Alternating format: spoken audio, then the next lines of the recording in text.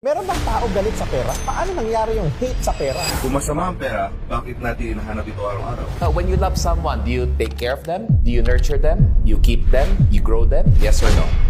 Wala sa laki o sa liit ang kita. It's how you spend that. Even sa credit cards, akala nila yung zero interest. It's not true na zero interest yan. Unless, Deserve kong maging masaya. Ano ba kayo? hindi mo deserve. Paano mo naging deserve Ang yun? sakit naman nun.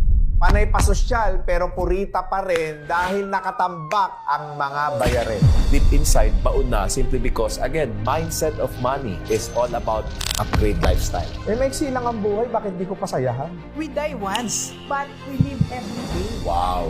You just continue working out on yourself. Self-mastery. It will always start from yourself. Good morning, good afternoon, and good evening mga boss. Kung meron kayong mga katanungan, mga suliraning panglipunan na gusto ninyong masolusyonan, pag-usapan natin yan. May solusyon, nego solusyon.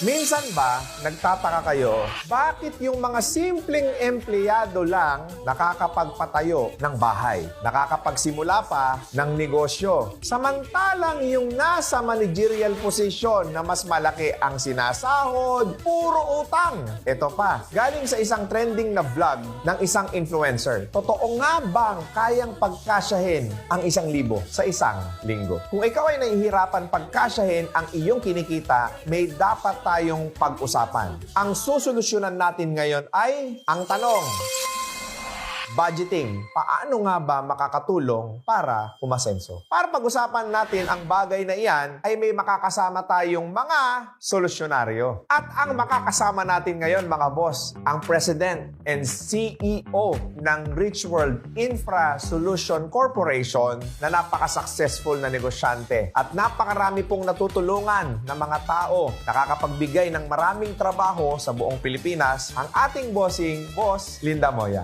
Thank you for having me here today, Boss IDR. Indeed, I'm very much honored to be part of this program. Thank you so much. Ayan, so nakilala na natin si Ma'am Linda sa ating mga nakaraang episode. Pero ito, may bago tayong solusyonaryo ngayon. Siya po ang aking mentor. Siya po ang aking life coach. Siya po ang tumutulong sa amin para mas lalong umayos ang takbo ng kumpanya namin. Ipapakilala ko po sa inyo ang pinakamagaling na life coach sa buong mundo, Coach Ras Tuson. Wow, grabe, boss. Nakakataba ng puso. Hearing from you, excited ako first time to be here. And of course, katabi ko si Linda na hindi lang matalino, maganda pa. Di ba? Ayun, thank you so much, Coach Ras. Ayan. Eto na nga mga boss, tamang budgeting, paano nga ba makakatulong para umasenso? Mga boss, alam naman natin na napakahalaga ng tamang pagbabudget. Kaso nga lang, marami ang hindi ito nagagawa ng tama para mabigyan ng linaw at magkaroon ng direksyon kung paano nga ba natin tama magagawa ang pagbabudget. Magbibigay tayo ng mga ilang example muna mga boss ha. Number 1, may nakalaang porsyento para sa savings tuwing may papasok na income. Naku, napakahalaga niyan, no? Ibig sabihin, kung magkano yung sinisweldo natin, dapat may allotted na certain percentage na ilalagay natin sa savings, sa necessities. Uulitin ko sa necessities, hindi po sa wants. And then of course, kailangan din natin maglagay dyan ng mga emergency funds para kahit anong mangyari sa inyo, at least may bubunutin po kayo kung sakasakaling kakailanganin nyo to. Paggastos ng naaayon sa budget. Naku, yan yung number 2 po natin. Paano ba namin ibabudget yan?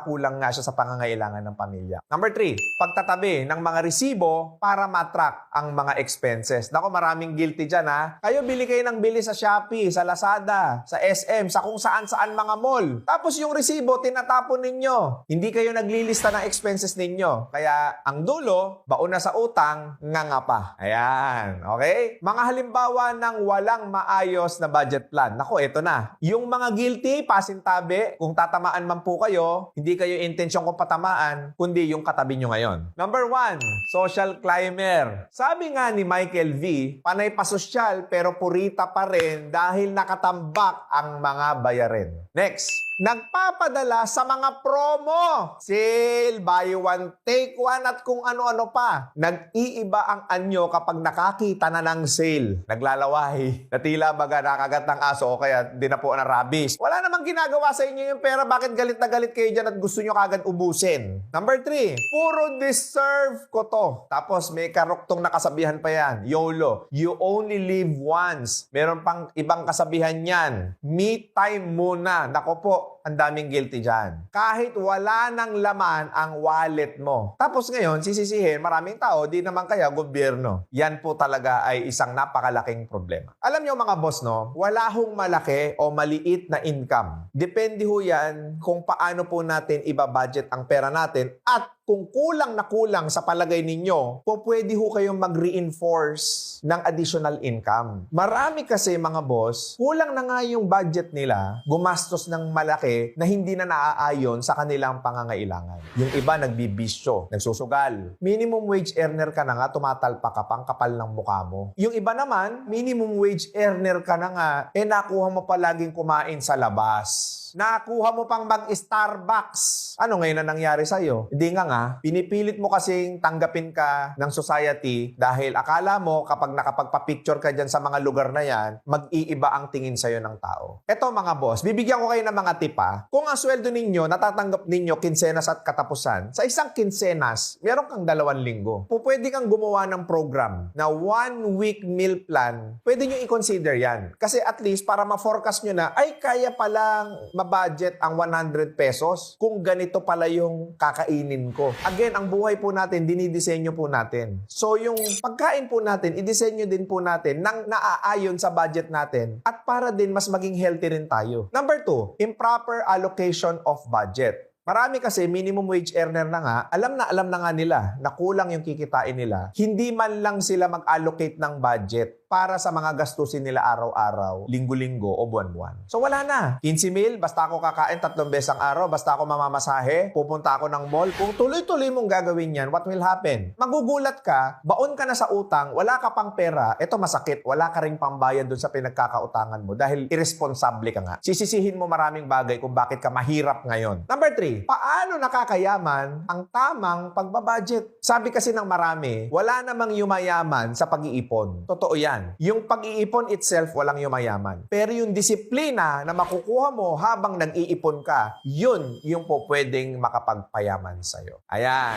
Total na pag-uusapan na natin to. Paano nga ba ang tamang pagbabudget? At kasya nga ba talaga ang minimum wage sa ordinaryong pamilya? Example, family of 4. Nanay, tatay, 2 anak. Si nanay, nasa bahay, si tatay, minimum wage earner. Paano pagkakasyahin yun? Well, Pamilya? it's not about how much is your salary now. It's not about how much is the income. It's how you spend that. Yes. As I heard from you kanina, magtataka ka na kung sino pa yung malalaki ang sinusweldo, yun yung mga baon sa utang. At kung sino pa yung mga minimum wage earner, sila yung nagkakasya at walang utang. Yes. Why? Because they're very conscious kung ano yung gagastusin nila. Because there should be a formula for that. Income equals less savings dapat. Income less savings. Equals expenses. Mauna munang identify mo kung magkano gusto mong itago or ipunin bago ka gumastos. For a minimum wage earner, out of that 15,000, sabihin mo nang mag-save ka ng 2,000 pesos. Correct. So may 13,000. So from the 13,000, ano ang number 1? Of course, food. Renta sa bahay kung nagre-renta ka. Kuryente, tubig, and sa education. You should be very aware and very conscious kung magkano ang dapat mong gastusin out of the income that you're earning. Kailangan ng tao is mindfulness. Yes, correct. Okay, Coach Ras. Mindset tayo. It's never about the amount of money na meron ka kung hindi yung paano mo inalagaan yung pera. Because lahat tayo in a relationship with money. It's either you have a love relationship with money, which you tend to take care of it, so it will grow more. Or maybe you have a love and hate relationship with money. What does it mean? Kung may pera ka, sometimes ilabas mo, sometimes hindi. Meron bang tao galit sa pera? Paano nangyari yung hate sa pera? Lahat ng tao gusto pera. Yeah. Paano nagkaroon ng love and hate relationship about money? You will know. Diba? When you love someone, do you take care of them? Do you nurture them? You keep them? You grow them? Yes or no? Yes. When you hate someone, you kick them out of your life? And people who don't have much money, do you think they have a love relationship with money or hate relationship with money? Akala mo lang, gusto mo mo ng pera, pero base sa resulta, pagdating ng pera, winaldas mo, that means you have a hate relationship with money. Kung titignan natin, ang populasyon natin, dahil mas marami ang nasa below poverty line sa Pilipinas, ibig sabihin, mas marami ang galit sa pera. On the conscious mind, hindi. Gusto ko ng pera, base resulta, wala akong pera. Subconsciously, I don't like money. So how can you actually cure that? Unang-una, identify saan ito nanggagaling. Lumaki ako na ang source ng away sa bahay ay pera. So right now, nung nagkaka-income na ako, alam kong kailangan ko ipunin, kailangan mag-invest. Ba't biglang naging waldas? Yun pala, pag nagkapera ako, baka maging source ng away to. Ganun kalalim yan. Is it true na ang pera, meron ding roots na pinanggagalingan dun sa belief level natin sa mga bagay? Yeah, just like health, relationship, money has its own roots. Tatlo lang yan. Paano ka pinalaki tungkol sa pera? Pangalawa, sino mga model mo tungkol sa pera? At higit sa lahat, anong experience mo tungkol sa pera? Everything while growing up is a manifestation of how you behave with your money today. Hindi ka ba nagtataka? Maraming tao ngayon, ang sipag nila, talagang dedicated sila sa trabaho nila, and yet, palubog sila ng palubog. It is all because of mental. It is 100%.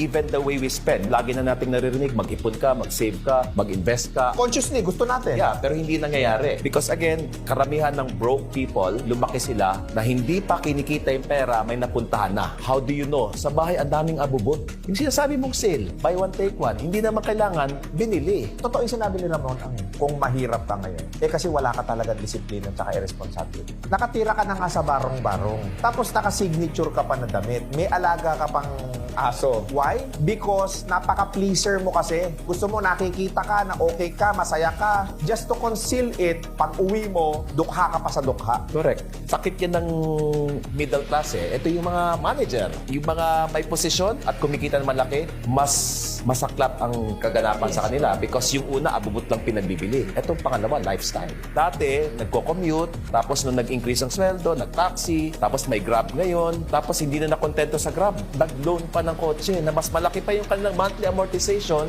dun sa increase ng sweldo nila. To prove na okay ako, mayaman na ako, when in fact, deep inside, baon na simply because, again, mindset of money is all about upgrade lifestyle. Hindi mo kailangan patunayan ang sarili mo sa ibang tao. Kaya ka mahirap ngayon kasi irresponsible ka. Galit na galit ka kasi sa pera. Bakit ka ba nagagalit? Hindi ka naman inaano. May mukha yan, wala namang emosyon. Kung may hawak kang pera ngayon, kausapin mo, please, sabihin mo sa pera na yan, bati na tayo.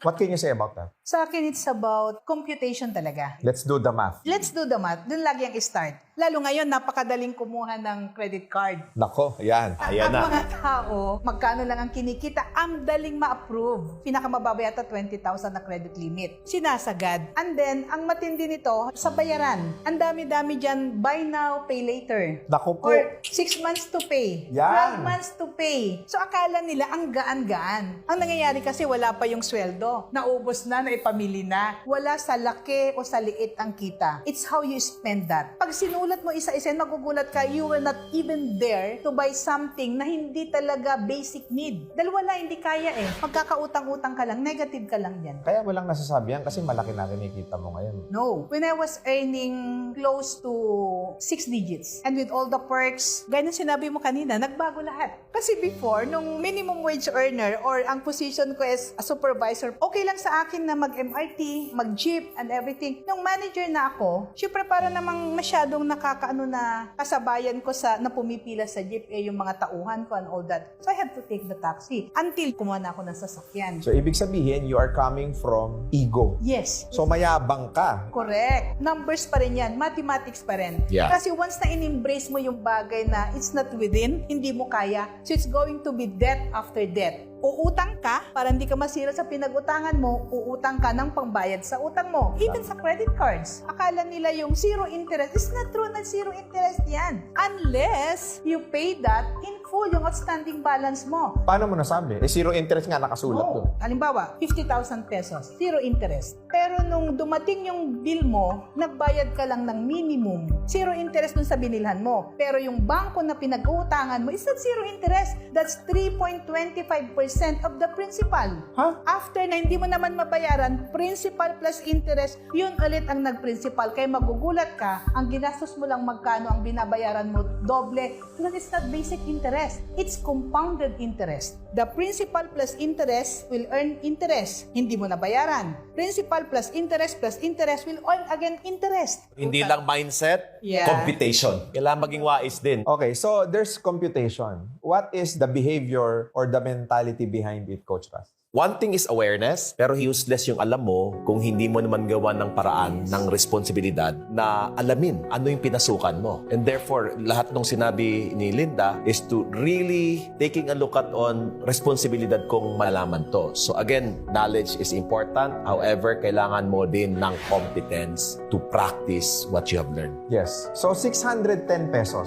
ang sweldo ng isang tao. Kung kukwentahin mo yan in 26 days, kung isang day off lang, that is equivalent of 15,860 if I'm correct. Ang minimum wage earner ngayon, mga boss, is tax exempted sila. Lagay na lang natin ang take home ng isang empleyado is 14,000 monthly. Lagay mo, pumapasok ka sa trabaho at 100 pesos per day. So, time is 26, that is 2,600. Lagay mo, nangungupahan kayo 10,000 monthly. You only left like 1,400.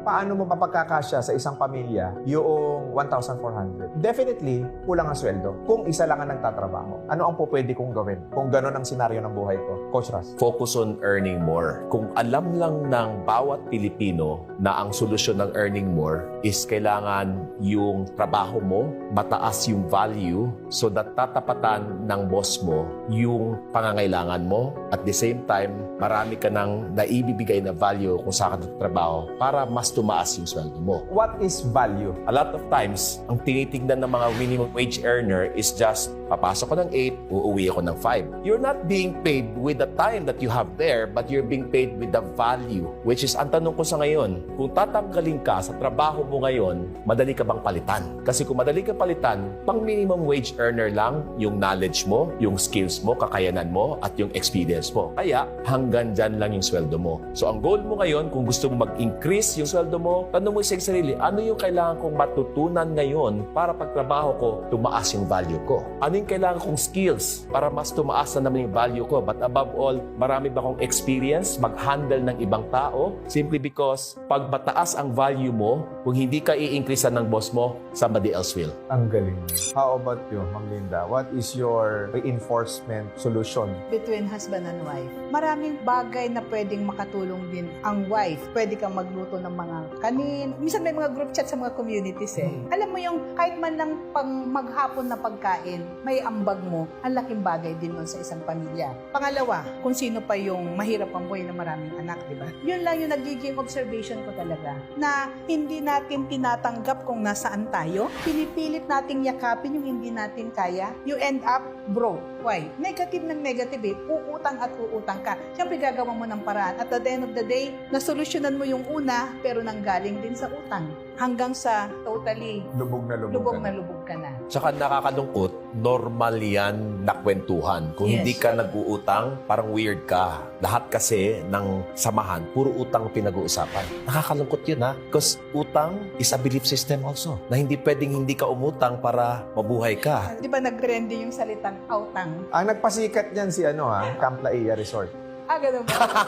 Mang Ems? Sis, wala ka namang kakayahang mag-outing. Ba't ka mag-outing? Deserve kong maging masaya ano ba kayo? Hindi mo deserve. Because wala kang ang gagastusin.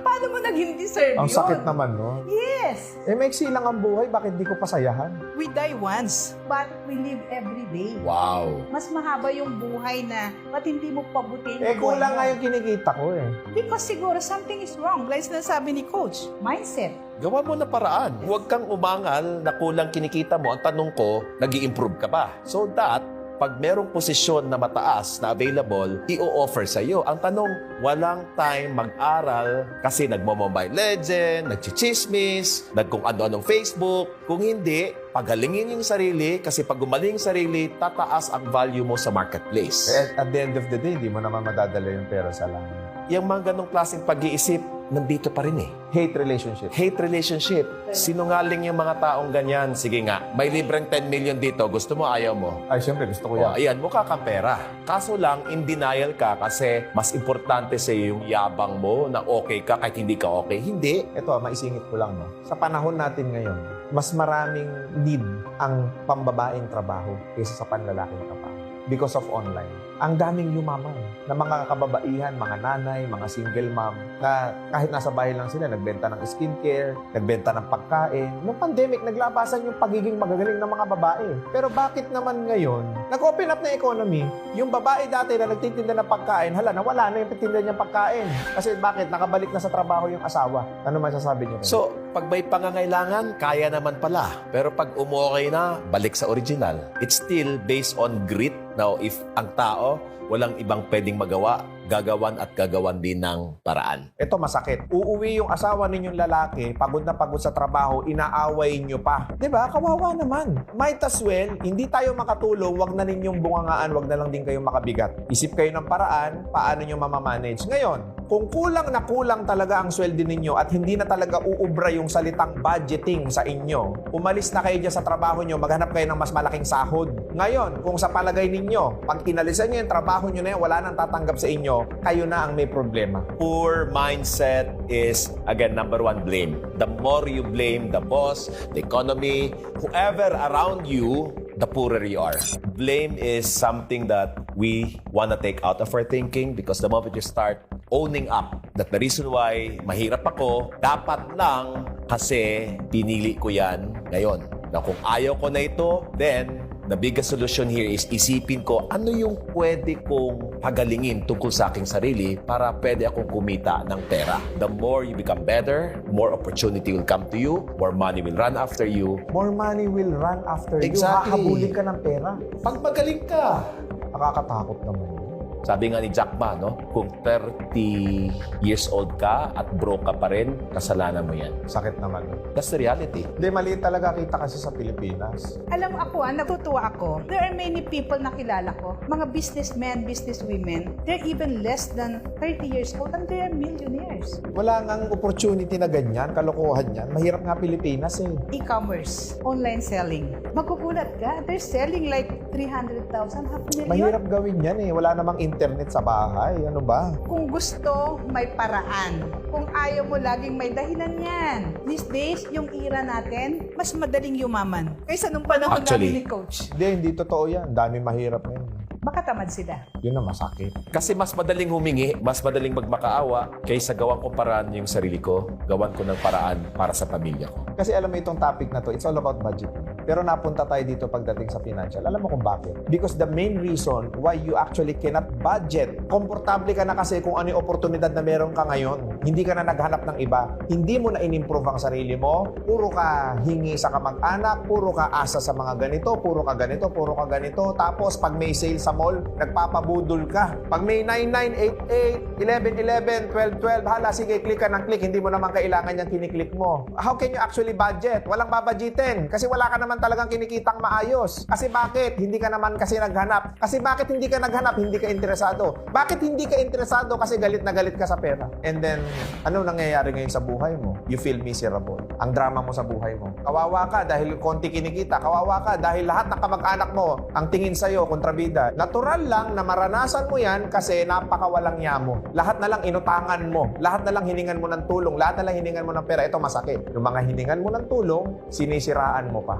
Nagsinungaling ka na, drinamahan mo na, nangatwirang ka pa para lang mapahiram ka ng panibago mong inuutangan, kailangan mo manira ng ibang tao. And the cycle goes on and on and on and on. Sana sa generation ngayon, mapuputol na to kasi ang daming free contents na ganito na kailangan nating ilabas at ilabas hanggang magbabago ang pananaw ng bawat Pilipino kung paano ba talaga ang pagtanaw at paghalaga ng sarili para kung pahalagan ko yung sarili ko, yung pera na gusto ko, pahalagan din ako. Yes, before we end, ang gusto kong mag-gets ninyo at maintindihan ninyo ngayon na yes, kulang ang kinikita. Hindi kayang i-budget yung pera. Pero if you believe that you deserve more, that you want more, may capability ka na makuha mo yung mga pangarap mo. Ito lang ang kailangan nyong gawin. You just continue working out on yourself. Self-mastery. Yeah, probably last words dun sa topic natin. It will always start from yourself.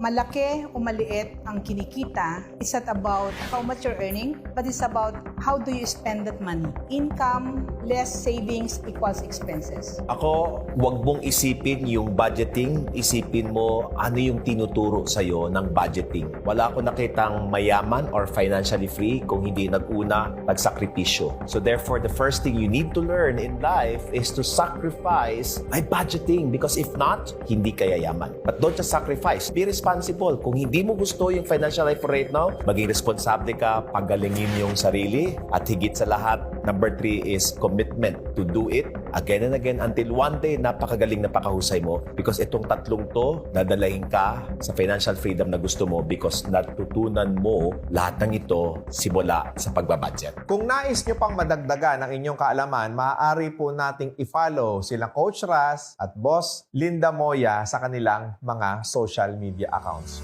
Okay, you can follow me at Linda Ismoya sa aking Facebook page or Life's Smart Moves. I also have my YouTube channel, LSM channel. And soon, meron kaming ilo-launch na it's a stem cell technology age reversal product. Nice.